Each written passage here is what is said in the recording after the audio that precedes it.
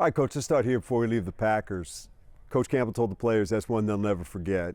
He told me that's one he's going to remember for a long time. How's that one settle with you? Man, it's just an emotional roller coaster, of course. I thought we played well at times. There was other times we could have played a lot better, but to finish the game in the fashion that we finished it, and our defense showed up once again, and then the offense able to, to just drive down the field and finish it with a field goal. I mean, it was special. It really was. Let me drill down on that for a second. You killed the final 3:38 off the clock, which is not surprising because we've seen this offense control the ball before, but it's a heck of a statement against a good defense and a team in your division to be able to just control it like that. It did. It felt like we were in control. If you notice the last game, one of the things offensively we did not like is we didn't finish the game.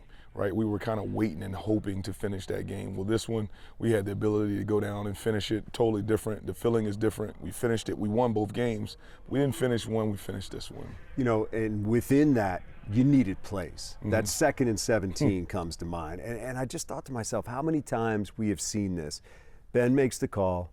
That offensive line protects. Your backs make plays. David had a heck of a block on that play. Yep. Jared delivers. Amon-Ra makes the catch. Man, this team is built for those moments, and the other guys may know it's coming, but when you execute it, it's hard to stop. Yeah, no doubt. You know what? I think one of the things about it, everybody you just named, they do have the clutch gene, right? You looked at, you talk about Jared, you talk about our O-line, you talk about David in that situation. All those guys have been in those situations. And how many times have you seen the ball go to Saint in that situation and him come through?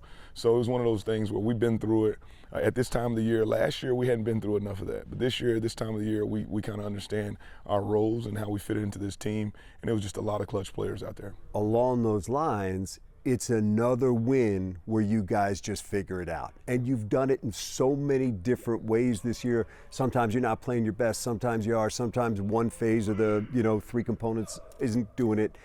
When you continually find a way to win, what kind of muscle does that build? I think you hit it right on the head. We found ways to win. We've been in, games where we dominated. We've been in games where we had to play close and tight, but we have built this kind of this muscle that you talk about for both situations now. We can step on the necks of people when we have them down. We also can play at a high level when the moments are tense and tight. So we feel really good about that. The other thing of figuring it out is a lot of times, there are things schematically that Ben is figuring out as he's calling the game. He's doing such a good job.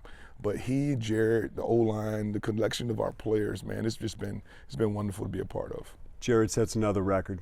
6 receivers, they catch 5 passes or more in a single game. Nobody had ever done that before. I asked him about it, and he said one of the reasons he's able to do that, the running backs. He said because he has these 2 backs that are such outstanding pass catchers. Yep. How special is it to have 2 guys with skills like that? It really is. My background, of course, I've coached quarterbacks, receivers, backs, just about every position on the offensive side.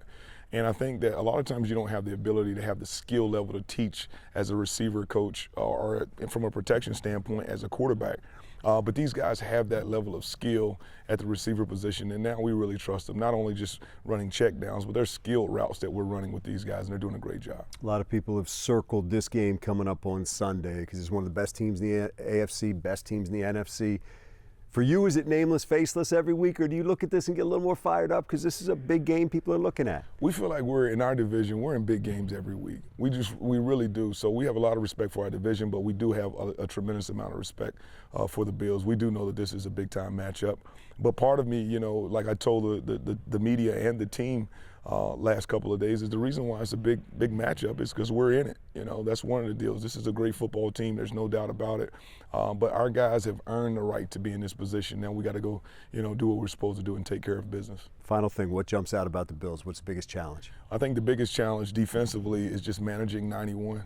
He is as detailed and as skilled and as fast and big and strong. And then they just put different coverages on you in different situations to mix it up, just enough to where we don't know exactly what we're going to get. And then finally, kind of a wild card for him is the way that they play nickel defense. I think Seven is a tremendous player. He can show up in the pass game. He does a good job of just putting you in forced situations in the run game. So it's going to be a big challenge for our backs. It's going to be a big challenge for our receivers to be able to manage him. So those are a few things that really come up with this team.